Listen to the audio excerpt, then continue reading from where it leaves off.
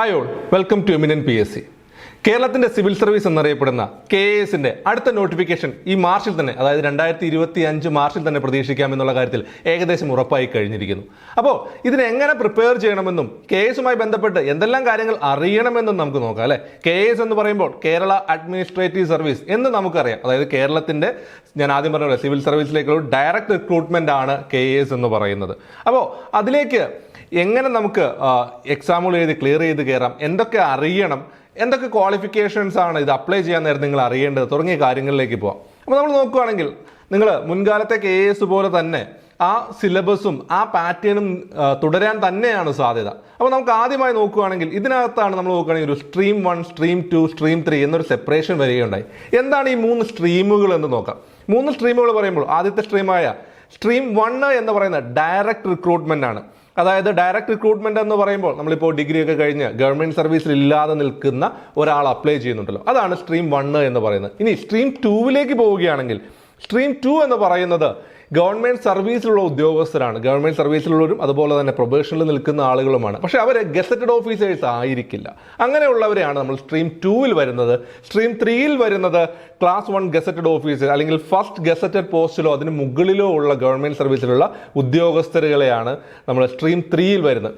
ഇതിലും എല്ലാ ഡിപ്പാർട്ട്മെന്റുകളോ അല്ലെങ്കിൽ നിങ്ങൾ പറയുന്ന പോലെ യൂണിവേഴ്സിറ്റി പോലുള്ള KSRTC പോലുള്ള KSEB പോലുള്ള അതോറിറ്റീസ് ഒന്നും ഇതിന്റെ ഭാഗമായി വന്നിട്ടില്ല. പക്ഷേ പ്രോപ്പറായിട്ടുള്ള ഗവൺമെന്റ് ഡിപ്പാർട്ട്മെന്റുകളാണ് ഇതിൽ ഉൾപ്പെടുത്തിയിട്ടുള്ളത് എന്ന് നമുക്ക് കാണാൻ കഴിയും.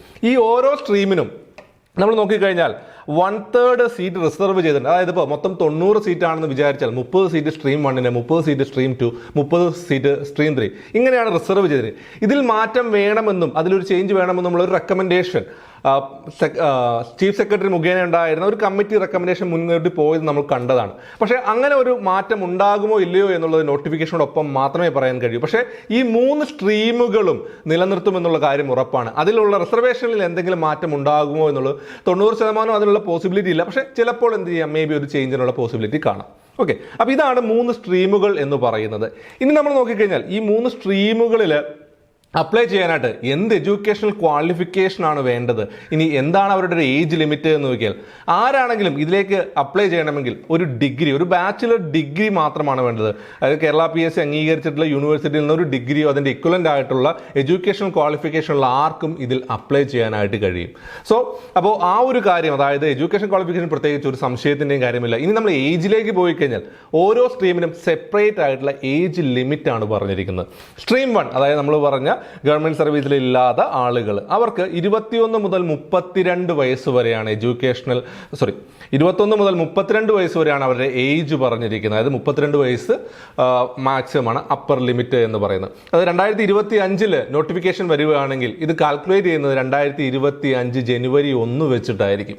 അങ്ങനെ ജനുവരി 1 വെച്ചിട്ട് 32 വയസ്സ് കഴിയാതിരുന്നാൽ മതി, അതായത് 33 തികയാതിരുന്നാൽ അയാൾക്ക് അപ്ലൈ ചെയ്യാനായിട്ട് കഴിയും. ഇനി സ്ട്രീം 2വിലേക്ക് പോവുകയാണെങ്കിലോ അത് 21 മുതൽ 40 വയസ്സ് വരെയാണ് ആ ഒരു ഏജ് എന്ന് പറയുന്നത്. അതും നമ്മൾ ഈ പറയുന്ന ജനുവരി 1 വെച്ച് തന്നെയായിരിക്കും കാൽക്കുലേറ്റ് ചെയ്യുന്നത്. സ്ട്രീം 3യിലേക്ക് പോകുമ്പോൾ 50 വയസ്സ് കഴിയരുത് എന്നുള്ളത്, അതായത് ജനുവരി 1 വെച്ച് 50 വയസ്സ് എക്സീഡ് ചെയ്യാത്ത ഏതൊരു ആൾക്കും അത് അപ്ലൈ ചെയ്യാനായിട്ട് കഴിയും. സോ ഇതാണ് ഏജിന്റെ കാര്യം. ഇനി ഈ ഏജിലെല്ലാം ഏജ് റിലാക്സേഷൻസ് വരുന്നുണ്ട്. അതായത് റിസർവേഷനുമായി ബന്ധപ്പെട്ട ഏജ് റിലാക്സേഷൻസ് ഉണ്ട്. അതായത് നമ്മൾ നോക്കിക്കഴിഞ്ഞാൽ ബാക്ക്വേർഡ് ക്ലാസ് ആണെങ്കിൽ, നമ്മൾ OBC എന്ന് പറയുന്ന ബാക്ക്വേർഡ് ക്ലാസ്സസിൽ വരികയാണെങ്കിൽ 3 വർഷത്തെ റിലാക്സേഷനും, SC ST കാറ്റഗറിയിലേക്ക് വരുവാണെങ്കിൽ 5 വർഷത്തെ റിലാക്സേഷനും അവിടെ ഉണ്ട് എന്ന് നമുക്ക് കാണാനായിട്ട് കഴിയും. ഇനി ഇത് കൂടാതെ ഡിസേബിൾഡ് ആയിട്ടുള്ള ആളുകൾക്ക്, അത് ഡിസേബിൾഡ് ഇപ്പോൾ വിഷൻ, സ്പീച്ച് ആൻഡ് ഹിയറിംഗ് ആണെങ്കിൽ 15 വർഷത്തെയും, അല്ല ഓർത്തോപീഡിക് ആയിട്ടുള്ള ഡിസേബിൾ ആണെങ്കിൽ 10 വർഷത്തെയും റിലാക്സേഷൻ നമുക്ക് കാണാനായിട്ട് കഴിയും. വിഡോസിന് 5 വർഷത്തെ റിലാക്സേഷൻ ഉണ്ട്. അതുപോലെ തന്നെ എക്സ് സർവീസ് ആയിട്ടുള്ള ആളുകൾക്ക് അവരുടെ സർവീസിനനുസൃതമായിട്ടുള്ള റിലാക്സേഷനും ഉണ്ട്. അപ്പോൾ ഇങ്ങനെയുള്ള റിലാക്സേഷനുകൾ, ഏജ് റിലാക്സേഷൻ ഇതിൻ്റെ ഭാഗമായിട്ട് ലഭ്യമാണ് എന്നുള്ളത് നോക്കുക. സ്ട്രീം 3യിലേക്ക് വരുമ്പോൾ ഇങ്ങനെയുള്ള ഏജ് റിലാക്സേഷനും കാര്യങ്ങളും ഒന്നുമില്ല. കാരണം നമുക്കറിയാം എന്താണ് 50 വയസ്സ് എക്സീഡ് ചെയ്യാതിരിക്കുക എന്നുള്ളതാണ്. അതിന് മുകളിലേക്കുള്ള ആർക്കും ഇത് അപ്ലൈ ചെയ്യാനായിട്ട് കഴിയില്ല. ഈ ഏജ് റിലാക്സേഷൻ സ്ട്രീം 1ലും സ്ട്രീം 2വിലും നമുക്ക് കാണാനായിട്ട് സാധിക്കുന്നതാണ്. അപ്പോൾ നമുക്ക് മനസ്സിലായി എന്താണ് സ്ട്രീം 1, സ്ട്രീം 2, സ്ട്രീം 3 എന്നുള്ളതും അവരുടെ എഡ്യൂക്കേഷൻ ക്വാളിഫിക്കേഷൻ എന്താണ് എന്നുള്ളതും അതുപോലെ തന്നെ അവരുടെ ഏജും എന്ത് വേണമെന്നുള്ളത്. ഇനി നമ്മൾ നോക്കിക്കഴിഞ്ഞാൽ എങ്ങനെയാണ് ഈ എക്സാം നടത്തുക എന്ന് പറഞ്ഞാൽ നമുക്കറിയാം PSC വലിയൊരു റെവല്യൂഷണറൈസ് ആയിട്ടുള്ള മാറ്റമാണ് KS കൊണ്ടുവന്നത്. 3 സ്റ്റേജിൽ പ്രിലിമിനറി, മെയിൻസ്, ഇന്റർവ്യൂ എന്നുള്ള രീതിയിൽ ആദ്യമായി PSC കൊണ്ടുവന്ന വളരെ വ്യക്തമായൊരു എക്സാം പാറ്റേൺ ആയിരുന്നു KS ഉണ്ടായത്. അതായത് UPSC സിവിൽ സർവീസിനോട് തന്നെ കിടപിടിക്കുന്ന രീതിയിലുള്ള ഒരു എക്സാം പാറ്റേൺ ആണ് മുന്നോട്ട് കൊണ്ടുവന്നത്. അപ്പോൾ നമ്മൾ കേരളത്തിൻ്റെ സിവിൽ സർവീസ് എന്ന് പറയുമ്പോൾ അതേ പാറ്റേണും അതേ സിലബസും, അതായത് ഇതിന് മുന്നേ വന്ന അതേ സിലബസും അതേ പാറ്റേണും തന്നെ കേരള PSC നിലനിർത്തുകയായിരിക്കും ഇവിടെയും ഉണ്ടാവുക. അപ്പോൾ നമ്മൾ നോക്കിക്കഴിഞ്ഞാൽ ഒരു പ്രിലിമിനറി ഉണ്ട്, മെയിൻ ഉണ്ട്, ഇൻ്റർവ്യൂ ഉണ്ട്. പ്രിലിമിനറിയിൽ നമ്മൾ നോക്കുകയാണെങ്കിൽ 200 മാർക്കാണ് പ്രിലിമിനറിയിൽ വരുന്നത്, മെയിനിൽ 300 മാർക്കും ഇൻ്റർവ്യൂവിന് 50 മാർക്കും. ഇങ്ങനെ 3 സ്റ്റേജുകളിലൂടെ കടന്നു വരുന്നവർ മാത്രമാണ് ഫൈനൽ ലിസ്റ്റിലേക്ക് വരിക എന്നുള്ളത്. അപ്പോൾ ഈ ഓരോ സ്റ്റേജിനെ പറ്റി നമ്മൾ വളരെ വ്യക്തമായി ഒന്ന് നോക്കുകയാണെങ്കിൽ നമുക്ക് ആദ്യം പ്രിലിമിനറിയിൽ നിന്ന് തന്നെ തുടങ്ങാം. പ്രിലിമിനറിയിലേക്ക് പോവുകയാണെങ്കിൽ പ്രിലിമിനറി എന്ന് പറയുന്ന 2 പേപ്പറുണ്ട്. നിങ്ങൾക്കറിയാം എക്സാം രാവിലെയും ഉച്ചയ്ക്ക് ശേഷവുമായിട്ടാണ് കേരള PSC ആ എക്സാം നടത്തുന്നത്. 90 മിനിറ്റ് അഥവാ 1.5 മണിക്കൂർ ദൈർഘ്യമുള്ള 2 പേപ്പറുകളാണ് പേപ്പർ 1ലും പേപ്പർ 2ലുമായിട്ട് PSC നടത്തുന്നത്. ഓരോ പേപ്പറിനും 100 മാർക്ക് വീതമുണ്ടാകും. അപ്പോൾ നമുക്ക് ആദ്യം പേപ്പർ 1ലേക്ക് നോക്കിക്കഴിഞ്ഞാൽ അതിനകത്ത് വരുന്നത് ഹിസ്റ്ററിയാണ് ഒരു ടോപ്പിക്. ഹിസ്റ്ററി എന്ന് പറയുമ്പോൾ അതിൽ ഇന്ത്യൻ ഹിസ്റ്ററി ഉണ്ട്, കേരള ഹിസ്റ്ററി ഉണ്ട്, വേൾഡ് ഹിസ്റ്ററി ഉണ്ട്. ഇന്ത്യൻ ഹിസ്റ്ററി എന്ന് പറയുമ്പോൾ നമുക്ക് നോക്കിക്കഴിഞ്ഞാൽ അവിടെ ഏൻഷ്യൻ്റ്, മിഡീവൽ, മോഡേൺ പീരീഡുകൾ കടന്നു വരുന്നതായിട്ടും, കേരള ഹിസ്റ്ററിയുടെ modern Kerala period 18th century മുതലുള്ള കേരള പീരീഡും മോഡേൺ വേൾഡ് ഹിസ്റ്ററിയും ഇതിൻ്റെ ഭാഗമായിട്ട് വരുന്നതായിട്ട് കാണാം. ഇനി അതോടൊപ്പം തന്നെ cultural heritage of Kerala, Kerala culture, art, architecture പോലുള്ള കാര്യങ്ങളുമായി ബന്ധപ്പെട്ട കേരള കൾച്ചറിൻ്റെ ടോപ്പിക്ക്. ഇനി ഇന്ത്യൻ പൊളിറ്റി എന്ന് നമുക്ക് മൊത്തത്തിൽ പറയാം. നിങ്ങൾ സിലബസിൽ ഇന്ത്യൻ പൊളിറ്റി എന്ന് കാണില്ല, പക്ഷേ അവിടെ നിങ്ങൾക്ക് ഇന്ത്യൻ കോൺസ്റ്റിറ്റ്യൂഷൻ എന്നുള്ളതും അതോടൊപ്പം തന്നെ public administration, social justice, international relation എന്ന് എഴുതി വെച്ചിരിക്കുന്നതായിട്ട് കാണാം. ആ ടോപ്പിക്കുകൾ ഉൾപ്പെടുന്ന പോർഷനും അതുപോലെ മെൻ്റൽ എബിലിറ്റി ആൻഡ് റീസണിങ്, നമുക്ക് വളരെ ഈസി ആയിട്ട് അതിനെ മെൻ്റൽ എബിലിറ്റി ആൻഡ് റീസണിങ്ങിനെ നമുക്ക് മാത്സ് ആൻഡ് റീസണിങ് എന്ന് പറയില്ല. ആ മാത്സ് ആൻഡ് റീസണിങ് എന്ന് പറയുന്ന ടോപ്പിക്കും ജോഗ്രഫി, ഇത്രയും ടോപ്പിക്കുകൾ ഉൾപ്പെടുന്നതാണ് പേപ്പർ 1. ഈ ജോഗ്രഫിയിലും നിങ്ങൾ നോക്കിയാൽ ഇന്ത്യയുടെയും കേരളത്തിൻ്റെയും വേൾഡിൻ്റെയും ജോഗ്രഫി നിങ്ങൾക്ക് അവിടെ കാണാൻ കഴിയും. ഈ ഇത്രയും പോർഷനിൽ നിന്നാണ് നിങ്ങൾക്ക് 100 മാർക്ക് കയറി വരുന്നത് എന്ന് കാണാനായിട്ട് കഴിയും. ഇനി ഉച്ചയ്ക്ക് ശേഷം നടക്കുന്ന പേപ്പർ 2ലാണെങ്കിലോ അതിൽ നിങ്ങൾക്ക് നോക്കിക്കഴിഞ്ഞാൽ എക്കോണമി ആൻഡ് പ്ലാനിങ് എന്ന് പറയുന്നത്, ആ എക്കോണമി ആൻഡ് പ്ലാനിങ്ങിൽ എക്കണോമിക്സിൻ്റെ ബേസിക് കൺസെപ്റ്റുകൾ, ഇന്ത്യൻ എക്കോണമിയുടെ ഇപ്പോഴത്തെ അവസ്ഥ, അത് കടന്നു വന്ന കാലഘട്ടങ്ങൾ, അതുപോലെ തന്നെ കേരള എക്കോണമി, കേരള പ്ലാനിങ്, കേരള എക്കോണമിയുടെ ഇപ്പോഴത്തെ മൂവ്മെൻറ്റുകൾ എങ്ങനെയാണ് തുടങ്ങിയുള്ള കാര്യങ്ങളുമായി ബന്ധപ്പെട്ട് ചോദ്യങ്ങൾ നിങ്ങൾക്ക് കാണാനായിട്ട് കഴിയും. ഇനി സയൻസ് ആൻഡ് ടെക്നോളജിയിലേക്ക് പോവുകയാണെങ്കിൽ നമ്മുടെ പഴയ ബേസിക് സയൻസ് അല്ല, ഇവിടെ കൃത്യമായ സയൻസ് ആൻഡ് ടെക്നോളജി തന്നെയാണ്. Information and communication technology, defence, space പോലുള്ള കാര്യങ്ങളും. ഇതിനകത്ത് തന്നെ എൻവയോൺമെൻറ്റൽ സയൻസ് എന്ന് പറയുന്ന ക്ലൈമറ്റ് ചേഞ്ച് പോലുള്ള എക്കോളജി, എൻവയോൺമെൻറ്റ് പോലുള്ള ടോപ്പിക്കുകൾ ഉൾപ്പെടുന്ന എൻവയോൺമെൻറ്റൽ സയൻസും ഇതിൻ്റെ ഭാഗമായിട്ട് നിങ്ങൾക്ക് കാണാനായിട്ട്.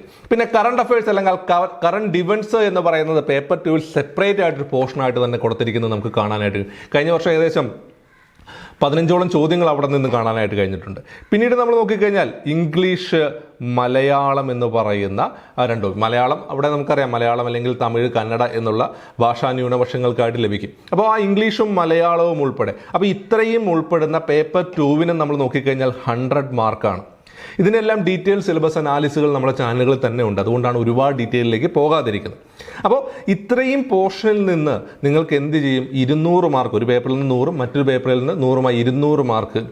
ഈ 2 പേപ്പറിൽ നിങ്ങൾക്ക് കിട്ടുന്ന മാർക്കുകൾ ആഡ് ചെയ്തിട്ടാണ് ഒരു കമ്പൈൻഡ് ആയിട്ടുള്ള കട്ട് ഓഫ് വരിക. കഴിഞ്ഞ വർഷം ജനറൽ കാറ്റഗറിക്ക് അതൊരു 78 മാർക്കോളമായിരുന്നു ആ കട്ട് ഓഫ് വന്നത് എന്ന് നമുക്ക് കാണാനായിട്ട് കഴിയും സ്ട്രീം 1ൽ. അപ്പോൾ ഈ ഒരു എക്സാമിൽ നിങ്ങൾ പാസ്സാകണമെങ്കിൽ ഇത്രയും വലിയ ഒരു സിലബസ് ഈ സമയം കൊണ്ട് നിങ്ങൾ പഠിച്ച് ഈ രീതിയിൽ നിങ്ങൾ അപ്ലൈ ചെയ്ത് കഴിഞ്ഞാൽ നമുക്ക് ഇത് ക്ലിയർ ചെയ്യാനും, എല്ലാ PSC എക്സാം പോലെ തന്നെ ഇവിടെയും എന്തുണ്ട് 1/3 നെഗറ്റീവ് മാർക്ക് നിങ്ങൾക്ക് കാണാനുണ്ട്. കാരണം ഒബ്ജക്റ്റീവ് ടൈപ്പാണ് പ്രിലിമിനറി എക്സാം എന്ന് പറയുന്നത്. അപ്പോൾ ഇങ്ങനെ ഒരു പ്രിലിമിനറി എക്സാം എഴുതി അത് പാസ്സായി വരുന്ന ആൾ അടുത്ത സ്റ്റേജിലേക്ക് എത്തുകയാണ്. ഏതാണ് സ്റ്റേജ്? മെയിൻസ് എന്ന് പറയുന്നത്. അപ്പോൾ ഈ പ്രിലിമിനറി എന്ന് പറയുന്ന ആ ഒരു സ്റ്റേജ് കഴിഞ്ഞു കഴിഞ്ഞാൽ ഈ മാർക്കിന് പിന്നെ ഒരു വിലയില്ല എന്നുള്ള മനസ്സിലാക്കണം. അതായത് പ്രിലിമിനറി പാസ്സായി കഴിഞ്ഞാൽ പിന്നെ ഈ മാർക്ക് ഒരു സ്ഥലത്തും കൂട്ടില്ല. പക്ഷേ മെയിൻസിൻ്റെ മാർക്ക് അങ്ങനെയല്ല. മെയിൻസിൻ്റെ മാർക്കും ഇൻ്റർവ്യൂയുടെ മാർക്കും കൂടെ ആഡ് ചെയ്തിട്ടാണ് ഫൈനൽ ലിസ്റ്റ് വരിക. അപ്പോൾ നമുക്ക് ഈ മെയിൻസിലേക്ക് നോക്കാം. മെയിൻസിൽ നമ്മൾ നോക്കിക്കഴിഞ്ഞാൽ കാണാനായിട്ട് കഴിയുന്നത് 3 പേപ്പറാണ്. 100 മാർക്കിൻ്റെ 3 പേപ്പറുകൾ, മൊത്തം 300 മാർക്ക് എന്ന് നമുക്ക് കാണാനായിട്ട് കഴിയും. പേപ്പർ 1 നമ്മൾ പ്രിലിമിനറിയിൽ കണ്ട കേരള കൾച്ചറും ഹിസ്റ്ററിയുമാണ്. ഇന്ത്യയുടെയും കേരളത്തിൻ്റെയും വേൾഡിൻ്റെയും ഹിസ്റ്ററിയും അതോടൊപ്പം കേരള കൾച്ചറൽ ഹെറിറ്റേജും ഉൾപ്പെടുന്ന പോർഷൻ. അതിൽ നിന്ന് 100 മാർക്കിൻ്റെ ചോദ്യങ്ങൾ. ഇനി പേപ്പർ 2 വന്നാൽ ഇന്ത്യൻ പൊളിറ്റി എന്ന് പറഞ്ഞ Indian polity, international relations, social justice, public administration പോലുള്ള ടോപ്പിക്കുകൾ, അതോടൊപ്പം തന്നെ പ്രിലിമിനറിയിൽ നമ്മൾ കണ്ട സയൻസ് ആൻഡ് ടെക്നോളജി ആൻഡ് എൻവയോൺമെന്റൽ സയൻസ്, ഇതിൽ നിന്ന് 100 മാർക്കിൻ്റെ ചോദ്യങ്ങൾ.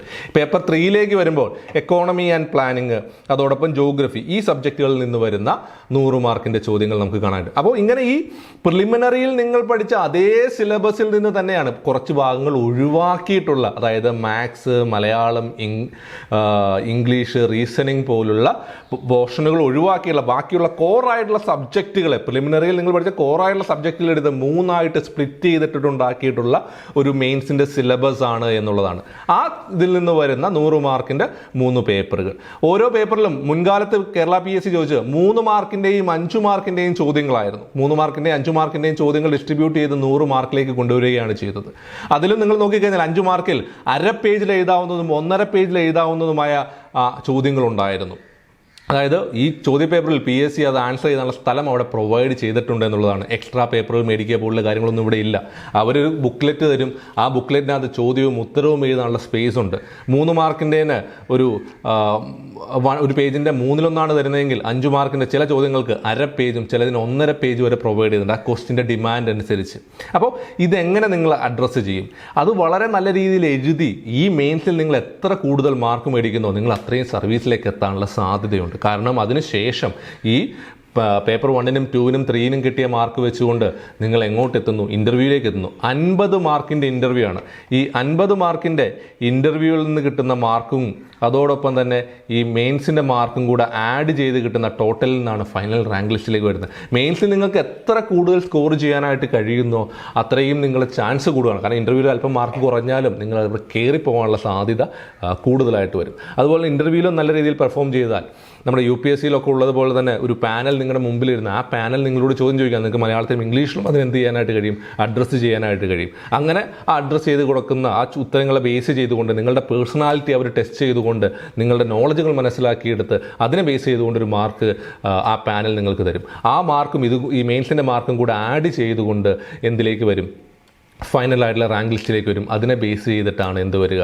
ഈ ഒരു ഫൈനൽ ലിസ്റ്റ് ഇടുകയും അതിൽ നിന്ന് പിന്നീട് നമുക്കറിയാം തിരുവനന്തപുരത്തുള്ള IMGയുടെ അവിടെ വെച്ചിട്ടുള്ള ട്രെയിനിങ്ങും പിന്നീട് അപ്പോയിൻമെൻറ്റും കാര്യങ്ങളുമെല്ലാം പിന്നീട് അങ്ങനെ പോകുന്നതായിരിക്കും. അതുപോലെ തന്നെ ഈ KAS വഴി കയറി കഴിഞ്ഞാൽ കൺഫേർഡ് ചെയ്ത് ഒരു 8 വർഷത്തിൽ കൺഫേർഡ് ചെയ്ത് IAS കിട്ടാനുള്ള പോസിബിലിറ്റിയും വളരെ കൂടുതലാണ് എന്ന് നമുക്കറിയാം. അപ്പോൾ ഇനി ഇതെങ്ങനെ പഠിക്കണമെന്ന് പറയാൻ നോക്കുമ്പോൾ ഇപ്പോൾ നിങ്ങൾക്ക് വളരെ വ്യക്തമായ ഒരു കാര്യം മനസ്സിലാക്കാനായിട്ട് കഴിയും. ഈ സിലബസിലൊന്നും PSC വലിയ മാറ്റം വരുത്താനുള്ള സാധ്യതകളില്ല എന്നുള്ളത്. അതായത് പ്രിലിമിനറിക്കും മെയിൻസിനും മുൻകാലങ്ങളിൽ അതേ സിലബസ്. അത് നോക്കിയാൽ പ്രിലിമിനറിക്ക് നിങ്ങൾ പഠിക്കുന്ന അതേ കാര്യം തന്നെയാണ് മെയിൻസിന് പഠിക്കുന്നത്. പക്ഷേ പ്രിലിമിനറിയിൽ പഠിച്ച അത്രയും മെയിൻസിന് ഇല്ലതാനും. രണ്ടാമത് പ്രിലിമിനറിയിൽ നിങ്ങൾ ഒബ്ജക്റ്റീവുകളെ അപ്ലൈ ചെയ്യുകയാണെങ്കിൽ ഇവിടെ നിങ്ങൾക്ക് അത് എഴുതി വെക്കാനായിട്ട് കഴിയണം. അപ്പോൾ മെയിൻസിന് റിട്ടൺ ആണ്. അപ്പോൾ അതുകൊണ്ട് തന്നെയാണ് എമിനന്റ് PSCയിൽ ഞങ്ങൾ എപ്പോഴും സ്റ്റുഡൻസിനോട് പറയാറുള്ളത്, ഒരു എക്സാമിൻ്റെ ഒരു സ്റ്റേജിനായിട്ട് പഠിക്കരുത്, പകരം നിങ്ങൾ ആ എക്സാം ക്രാക്ക് ചെയ്യാനായിട്ട് പഠിക്കുക. അതായത് പ്രിലിമിനറിക്ക് വേണ്ടി പഠിക്കുക, മെയിൻസിന് വേണ്ടി പഠിക്കുക, അങ്ങനെയല്ല പഠിക്കേണ്ടത്. KS എക്സാമിന് വേണ്ടി പഠിക്കുക. ഈ KS എന്ന് പറയുന്ന എക്സാം ക്രാക്ക് ചെയ്യണമെന്ന് മനസ്സിലാക്കി അതിനുവേണ്ട എല്ലാ സ്റ്റേജുകളും മുന്നിൽ കണ്ടുകൊണ്ട് വേണം പഠിക്കാൻ. അല്ലാതെ പ്രിലിമിനറി മാത്രം പാസ്സായി അതിനുശേഷം മെയിൻസിലേക്ക് പോകാമെന്ന് വിചാരിച്ചാൽ ഈ PSC ഇതിന് മുന്നേ നടത്തി വരുന്ന എക്സാമുകളുടെ പാറ്റേണുകൾ കണ്ടാൽ നമുക്കറിയാം പ്രിലിമിനറിക്ക് ശേഷം വലിയൊരു ഗ്യാപ്പ് മെയിനിൽ ഉണ്ടാകാനുള്ള സാധ്യതയില്ല. അപ്പോൾ ആ ചെറിയ ടൈമിൽ തന്നെ വലിയൊരു റൈറ്റിംഗ് ക്ലിയറൻസുകൾ ഉണ്ടാക്കിയെടുക്കുക എന്നൊക്കെയുള്ള കാര്യങ്ങളുണ്ട്. അപ്പോൾ അതുകൊണ്ട് തന്നെ ഇപ്പോഴേ പഠിക്കുമ്പോൾ പ്രിലിമിനറിയും മെയിൻസും മുന്നിൽ കണ്ടുകൊണ്ട് എഴുതി പഠിച്ച് മുന്നോട്ട് പോയി കഴിഞ്ഞാൽ ഈ എക്സാം ക്ലിയർ ചെയ്യാനായിട്ട് കഴിയും. ആ ലക്ഷ്യം മുന്നിൽ കണ്ട് തന്നെ നിങ്ങൾ മുന്നോട്ട് പോകണം. അപ്പോൾ അതിനുവേണ്ടി ഈ സിലബസിനെ മനസ്സിലാക്കി അതിനെ ഡീറ്റെയിൽ ചെയ്ത് അതിന് കൃത്യമായ ഗൈഡൻസിലൂടെ കൃത്യമായ ദിശയിലൂടെ നിങ്ങൾക്ക് പോയി കഴിഞ്ഞാൽ നിങ്ങൾക്ക് ഈ എക്സാം ക്രാക്ക് ചെയ്യാനായിട്ട് കഴിയുന്നതാണ്. എമിനന്റ് PSC ഞങ്ങൾ ഇതിനു മുന്നേ ഉണ്ടായ പല സ്റ്റുഡൻസുകൾക്കും അവരുടെ ഒക്കെ അഭിപ്രായങ്ങൾ നിങ്ങൾക്ക് മനസ്സിലാക്കാൻ കഴിയും, എങ്ങനെ വ്യക്തമായ ഒരു സ്റ്റുഡൻസിനെ ഗൈഡ് ചെയ്യാൻ കഴിയുമെന്നുള്ള കാര്യം. അപ്പോൾ അതിനെ മുന്നേ നിർത്തിക്കൊണ്ട് ഞങ്ങൾ ഏറ്റവും പുതിയ ബാച്ച് ഉടനെ തന്നെ ആരംഭിക്കുകയുമാണ്. സോ KSയുമായി ബന്ധപ്പെട്ട നിങ്ങൾക്ക് എന്തെങ്കിലും ഡൗട്ടുകൾ ഉണ്ടെങ്കിലും പുതിയ അഡ്മിഷനുമായി ബന്ധപ്പെട്ട കാര്യങ്ങൾ അറിയാനുമായിട്ട് ഞങ്ങളെ കോൺടാക്റ്റ് ചെയ്യുക. Thank you.